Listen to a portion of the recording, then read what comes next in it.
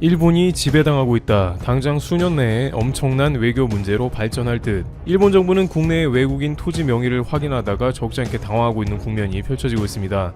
특히 군기지 주변에서 상당한 면적이 외국으로 팔려 나갔으며 그것이 중국 명의로 확인되었기 때문입니다. 그런데 지금까지 일본 주요 언론에서는 한국만 도마에 올리고 중국에 대해서는 큰 언급이 없었던 것입니다. 우선 일본 정부는 국경 도서지역은 물론이고 각종 군기지 근처의 명부를 파악하는 작업을 해왔습니다. 그런데 지난 7년간 중국과 한국 등에서 약 80여 건의 거래를 통해서 군기지 땅 근처를 매입한 것으로 파악했습니다. 홍콩의 SEMP에 따르면 지난 7년간 도쿄는 물론이고 각종 군기지가 위치한 일본의 부지를 중국과 한국 기업이 지속적으로 매집해오고 있었으며 이는 일본 정부가 당황하는 상황으로 연결되고 있다고 전하고 있습니다. 보통 이러한 부동산 매집은 중국에서 많이 이루어지는데 한국에서도 이런 것이 있었나 궁금해지기도 하는데요. 한국은 2013년 나가사키현에 있는 대마도에 위치한 군기지 땅을 상당히 구매하기도 했습니다. 당시 한국계 기업이 해상자위대 시설 인근 토지를 매입한 사실이 알려지며 일본 여당에서 국방상 문제가 있다는 지적이 잇따르기도 했다고 교도통신은 소개한 바 있습니다. 4년 뒤 2017년에는 한국은 대마도 땅을 좀 더 사들였고 이는 극우 신문들이 대서특필하기도 했습니다. 당시 극우 성향의 산케이신문은 스시마의 토지와 건물을 한국인들이 속속 사들이고 있다. 일본 위기라는 사설을 통해서 대마도를 방문한 한국인이 전년에 비해 121.6% 늘어난 26만 명에 달한다며 한국 자본을 경계해야 한다고 보도했습니다. 일본은 한국에서 대마도는 한국 땅이라는 주장이 제기되고 있으며 이는 일본이 반드시 인식해야 할 문제라며 한국이 일본 땅을 사들이고 있는 것에 불편함을 느끼며 근본적인 대책을 요구하고 있는 실정입니다. 그런데 일본에서는 진정으로 우려하는 문제는 한국이 아니고 중국이 벌이고 있는 일이라고 전해지고 있습니다. 한국의 경우에는 대마도에서 각종 렌트 사업을 비롯해 여행업을 위해서 부동산을 구입한 것으로 전해집니다. 따라서 대부분의 경우 투자용인 것이고 군기지 주변을 구입한 것은 우연일 가능성이 높다는 것입니다. 또한 지속적으로 군기지 주변 토지를 일본에서 매입했으면 모를까 대부분의 경우에는 상업용지라는 것입니다. 물론 대마도는 옛부터 한국의 땅이므로 언젠가는 수복해야 할 우리의 영토라는 의견이 있긴 합니다만 한일 관계는 미국도 개입이 깊이 되어 있고 중국과는 결이 다르므로 양국 간의 무력 충돌이 생길 확률은 매우 낮습니다. 그러나 산케이신문 등 우익 언론 등은 아베 정권의 한국 때리기로 지속적으로 한국과 관련된 사안을 거론하며 경계해왔습니다. 기본적으로 한국을 믿지 못하는 국가로 분류하고 밤낮 한국만 경계하다가 정작 중국의 본진을 빼앗긴 셈입니다. 그런데 설상가상으로 일본 정부는 최근 터진 국제 문제가 자신들의 문제가 될까봐 초긴장하고 있다고 전해집니다. 왜냐하면 중국이 호주에서 땅을 사들인 다음에 법을 활용해서 엄청난 일을 전개하고 있기 때문입니다. 현재 호주는 중국과 역사상 최악의 외교 관계가 펼쳐지며 중국의 경제 보복에 시달리는 상황이 지속되고 있습니다. 그런데 상황이 이렇게 악화된 시점에 호주인들이 즐겨 찾던 퀸즐랜드의 원시섬인 캐스윅에서 엄청난 일이 발생합니다. 이 섬은 중국의 차이나 블룸이라는 개발업체가 구입했고 해당 섬에 대한 소유권을 가지고 있는 것으로 확인됩니다. 그런데 이 중국 업체는 갑자기 호주와 외교 관계가 악화되자 호주 섬임에도 불구하고 호주인 출입 전면 금지를 시켰습니다. 많은 현지인들은 이곳의 해변을 즐겨 찾았으며 원시섬인 이곳은 신비감이 감돌아 관광 명소이기도 했습니다만 중국 개발회사 차이나 블룸은 해변 곳곳에 이 해변을 지나다니지 말라고 표지판을 세우는 등 호주인을 금지시켰습니다. 또한 이 중국 개발업체는 현지에서 거주하는 주민들이 이용하는 부두를 사용하지 못하도록 금지시켜버렸으며 비행기가 뜨고 내리지도 못하도록 활주로에 대한 이용도 금지시켜 사실상 이 섬에서 현지인이 퇴출되게 생겼습니다. 분명 땅은 호주 땅인데 중국 회사가 점거하고 있으며 호주 당국에서는 사유지이기 때문에 어떻게 못하는 상황이죠. 게다가 더 큰 문제는 앞으로 해변을 갖춘 멋진 이 섬이 중국인 전용으로 활용될 가능성도 있다는 것입니다. 이들은 중국인들에게만 섬을 오픈하고 중국 관광객 전용 프로그램을 개발하여 섬을 활용할 것으로 보입니다. 중국은 자국에는 외국인 토지 소유 자체가 불가능하지만 해외에서는 오히려 엄청난 토지를 사들이는 것뿐만 아니라 중국과 다른 외국의 사유재산법을 악용해서 오히려 현지인들을 내쫓는 상상을 초월한 방법을 쓰고 있습니다. 이와 같은 상황 등 현재 중국과 최악 외교관계에 직면한 호주 당국에서는 1:1로 제동 법안을 통과시켰습니다. 호주 당국에서는 호주 정부가 1:1로 협정을 마음대로 폐기할 수 있는 권한을 가지고 있으며 호주의 일부 주에서 진행 중인 1:1로 사업을 언제든지 정부가 폐기 처분할 수 있는 권한을 갖도록 했습니다. 중국은 지금까지 호주에 광범위한 투자를 해왔으며 특히 앞서 거론된 부동산 분야에서도 상당히 많은 지분을 가지고 있는 것으로 확인됩니다만 앞으로는 중국 기업이나 국가에서 투자를 진행하기는 어려울 것으로 관측됩니다.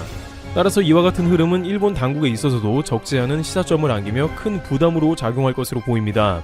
한국과는 달리 중국은 언제든지 모든 기업을 국가에서 조종할 수 있으며 이는 반드시 정치적 리스크가 됩니다. 최근 알리바바의 마인 회장도 중국 당국의 눈밖에 나서 엔트그룹 상장이 좌절되는 상황을 겪은 바 있습니다. 따라서 중국 당국은 일본 내의 중국 기업 부지를 얼마든지 당국이 개입해 활용할 수 있다는 것입니다.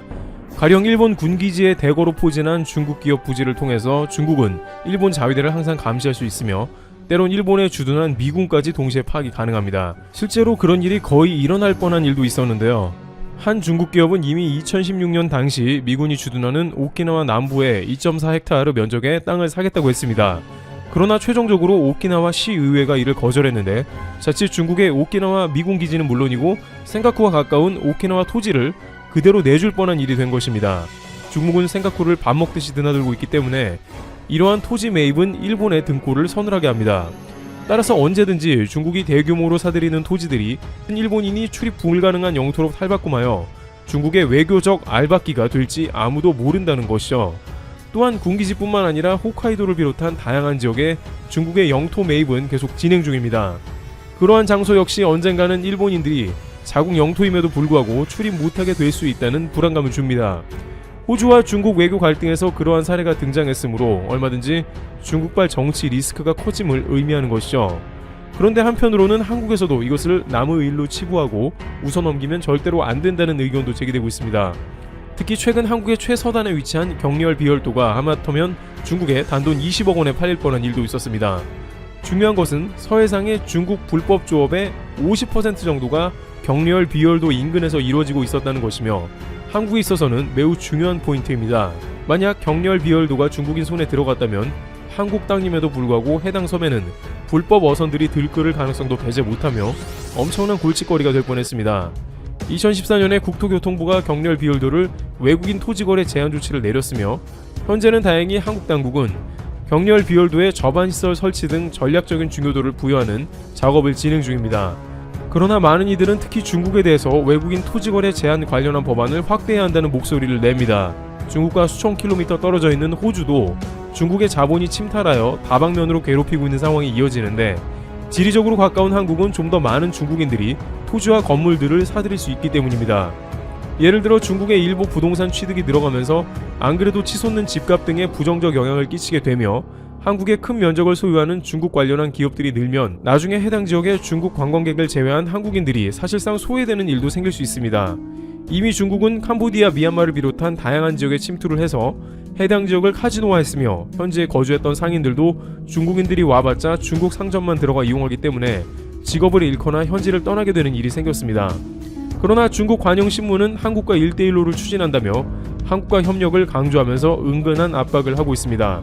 최근 왕이 부장이 한국을 다녀가면서 중국 공산당 소속 관영신문 등은 한국과 관계를 강화하고 관계가 깊어졌으며 한국에도 1대1로가 전개될 것이라는 보도를 했습니다. 그러나 중국은 이미 사드 보복을 했으며 미군이 주둔하는 한국을 중국은 언제든지 활용하려고 할 것입니다. 결국에는 한국에 들어온 중국 자본은 어떻게든 부작용을 낳으며 사회적으로 문제가 될 것으로 예측되는 것이죠. 물론 한국은 중국과 가장 큰 규모의 무역을 하고 있기에 매우 까다로운 외교관계와 경제관계를 지속해야 합니다만 일본과 호주에서 생기는 문제는 물론이고 현재 국내에서도 중국 자본이 사들이는 한국 부동산에 대한 부작용이 분명히 존재하고 있기 때문에 외국인 부동산 취득 관련 법안을 재정비해야 한다는 의견이 나옵니다. 트래블튜브 여기서 마치겠습니다. 감사합니다. 한국과 미국의 방위비 분담금 특별협정 체결이 아직까지 이루어지지 않고 있습니다. 원래는 작년에 체결을 완료하고 올해부터 적용되어야 했습니다. 하지만 협상 자체가 올해를 넘길지도 모르게 되었네요. 이런 가운데 미국이 이번에는 일본과 방위비 분담금 협상을 시작하게 됩니다. 일본 유력 언론들이 소식을 전하고 있습니다. 니혼 게이자이 신문에 따르면 일본과 미국의 외무 및 방위 당국은 이번 주부터 화상으로 협의를 시작합니다. 신문은 이어서 다음과 같이 전했습니다. 11월 미국 대통령 선거 결과에 따라 영향이 있다. 하지만 연내 타결을 목표로 하고 있다. 목표는 연내 타결이지만 사실 누가 당선되느냐에 따라서 많은 것이 달라집니다. 전문가들은 조 바이든 민주당 후보가 대통령에 당선되면 정권 이행 준비로 연내 타결이 어려울 거라는 전망을 내놓고 있습니다. 올해 합의가 어려울 경우 이번에만 한정해서 유효기간을 1년으로 잠정 합의하는 방안이 검토되고 있습니다. 주일 미군의 주둔경비 분담 특별협정은 5년 단위로 계약을 맺고 있습니다. 내년 3월에 시효가 만료됩니다. 그런데 두 나라가 협상을 타결하기까지는 넘어야 할 산이 너무 많습니다. 가장 큰 문제는 역시 금액입니다. 현재 트럼프 미국 대통령은 동맹국의 부담 증가를 집요하게 요구하는 상황입니다. 존 볼튼 전 백악관 국가안보보좌관은 지금의 4배가 넘는 연간 80억 달러를 부담해야 한다는 트럼프 대통령의 뜻을 일본에 전달했다고 밝힌 바 있습니다. 그런데 실제로 4배 이상을 요청했습니다. 일본은 이에 화들짝 놀라버린 상황이죠. 주일 미군의 주둔 경비 중 일본이 부담하는 부분을 일본에서는 배려 예산이라고 부르고 있습니다. 일본 측 미군 기진의 직원들의 인건비 및 기진의 주택 보수 유지 등 시설 정비비 등을 부담하게 되어 있습니다. 현재 계약상으로 일본이 5년간 부담하는 총액은 9,465억엔, 우리 돈 약 10조 4천만 원입니다.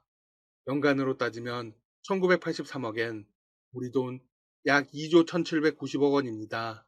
그런데 트럼프 대통령은 1년에 80억 달러, 우리 돈 9조 2,800억 원을 부담하라고 주장한 것입니다.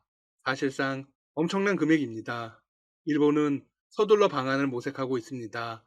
분담금을 줄이기 위해 꺼내든 방안에는 어떤 게 있을까요? 우선 일본은 역시 한국처럼 대폭적인 증액은 어렵다는 입장입니다. 부담하는 예산의 대부분이 인건비나 수도 광열비가 차지하고 있기 때문입니다. 갑자기 4배를 올려야 할 특별한 사유가 없습니다. 어쩌면 아베가 도망친 이유 중에는 방위비 관련 부분도 있을지 모르겠습니다. 일본은 미국이 추진 중인 다른 안전보장 전략 사업에 동참할 것을 요청하며 방위비를 내리는 방안을 강구하고 있습니다. 가장 우선적으로 검토되고 있는 건 미국의 새 미사일 방어 구상에 참여하는 것입니다.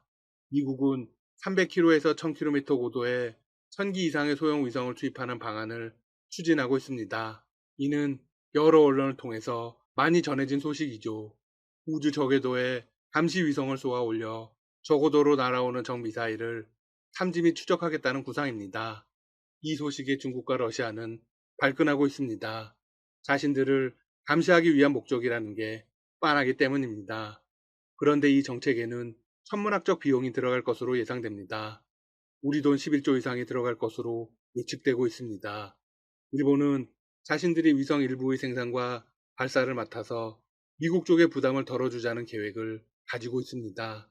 일본의 입장에서도 미국과 함께 소형 위성 전략에 참여하면 북한, 중국, 러시아의 탄도미사일 위협에 효과적으로 대응할 수 있다는 판단이죠. 일본 정부는 이미 내년 예산 관련 연구 비용으로 2억엔, 우리 돈 22억 원을 반영했습니다. 일본의 차기 전투기 배치 과정에서 미국과 협력하는 방안도 거론되고 있습니다.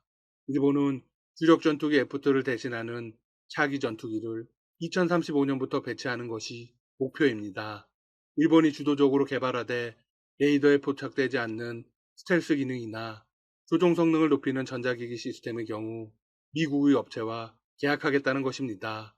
그 대상 업체는 록히드 마틴과 보잉사, 노스롭 그루먼 등 3사로 좁혀져 있습니다. 하지만 어떤 해결책도 근본적이지 않겠죠? 한국의 대응법에 대해서 긴급하게 도움을 요청할지도 모릅니다.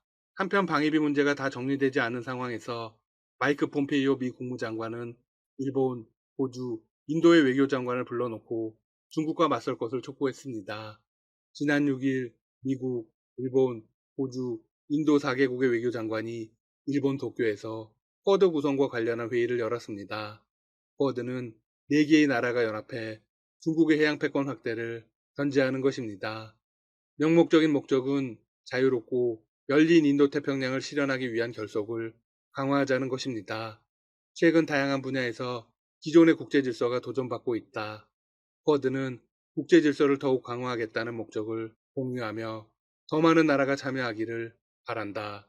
폼페이오 장관이 이렇게 밝혔습니다. 폼페이오 장관은 코로나 상황인데다 트럼프 대통령이 양성 판정을 받았는데도 이번 회의 참석을 강행했습니다. 일본 공영방송과의 사전 인터뷰를 갖고는 이렇게 주장하기도 했습니다. 전 세계가 너무 오래 중국의 위협에 노출되어 왔다. 지금이야말로 심각하게 대응해야 한다. 그는 중국의 해양 군사력 과시와 홍콩 보안법 제정, 신장 위구르족 인권 탄압 등을 거론했습니다. 그리고 강하게 강조했습니다. 이것은 미국 대 중국의 갈등이 아니라 자유와 복종 가운데 어느 쪽을 선택하는가의 문제이다. 다음 세대가 국제 질서의 통제를 받게 될 것인지 아니면 중국처럼 위압적인 전체주의 국가의 통제를 받게 될 것인지에 관한 것이다. 일단 속이 좀 보이는 발언입니다.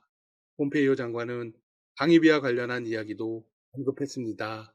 일본의 협력을 구하기 위해 방위비 분담금과 같은 민감한 현안에 대해서는 일본 정부와 진지하게 대화할 것이다. 오늘은 구체적인 수치를 준비하지 않았으며 서로가 공평하다고 생각하는 수준으로 부담할 것이다. 하지만 형식적인 대답을 하며 말을 아꼈습니다. 자, 그런데 일본, 호주, 인도가 미국의 뜻을 그대로 따를까요? 전문가들은 중국 견제를 위해 모인 4개국의 결속력에 대해 부정적인 전망을 내놓고 있습니다. AP통신은 이렇게 단언했습니다. 이들은 중국에 대한 정치적 입장이 각각 다르다. 중국을 통한 위협을 인식하더라도 구체적인 조치에 합의하기 어려울 것이다. 실제로 일본은 이미 한 발을 빼고 나왔습니다. 스가 요시히데 일본 총리는 최근 취임하면서 이렇게 밝혔습니다. 미일 동맹을 기반으로 하되 중국, 러시아와 안정적인 관계를 구축하겠다. 언론은 스가 총리가 외교 경험이 거의 없는 것을 지적하며 그가 미국, 중국 사이의 균형을 잡는데 어려움을 겪을 것이라고 평했습니다. 이유는 미국의 경우 핵심 안보 동맹국이고 중국은 최대의 무역 파트너이기 때문입니다. 로이터 통신도 비슷한 분석을 내놓았습니다. 미국은 중국에 맞서기 위한 연대를 요구하고 있다. 하지만 중국에 대한 무역 의존도가 절대적으로 높은 일본, 호주, 인도로서는 매우 민감한 이슈이다. 1919년 IMF 통계상으로 중국은 호주의 1위, 일본의 2위, 인도의 3위 수출국입니다. 회의에서 폼페이오 장관은 중국에 대한 거침없는 비판을 쏟아냈습니다. 하지만 나머지 3개국 장관들은 형식적인 대답만 하며 묵묵부답으로 일관했습니다. 앞으로의 상황이 무척 궁금해지네요. 전 세계의 외교 관련 소식 닥터시사TV가 계속 발빠르게 전해드리겠습니다. 여러분 시청해주셔서 감사합니다. 구독과 좋아요 부탁드립니다.